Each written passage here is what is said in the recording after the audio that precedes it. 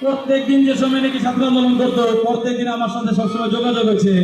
আমি ভয়ে থাকতাম যে ভাই এই বুঝি তার একটা খবরে বললো যে হয়তো নাই, মানে এরকম একটা বিদারী থাকতো।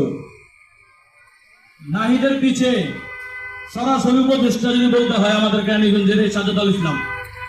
আমরা প্রত্যেক দিন রাত্রেবেলা কথা বলতাম, সকালবেলা কথা বলতাম। ধৈর্য ধরেন, দেখেন এমন একটা সুদিন আসবে, সেই সুদিন সবাই মিলে আমরা রাস্তায় উপভোগ করবো। ৭১ সালে আমরা ছিলাম না, আমরা উপভোগ করতে পারি নাই। দেখবেন আমরা খুব শীঘ্রই আমরা এটা উপভোগ করবো।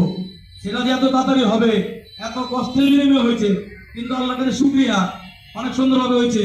আর এই ছাত্র আন্দোলনের আমার সাজ্জাদ ভাই, তারপর আরো ভাইয়েরা আছে, মানে যারা একদম অক্লান্ত পরিশ্রম, প্রত্যেক দিন রাত্রে আমরা একসাথে কথা বলতাম, কালকে কি করা যায়, কালকে কি হবে, সম্পূর্ণ আলোচনা করতাম কিভাবে সুন্দরী হয়ে যায়।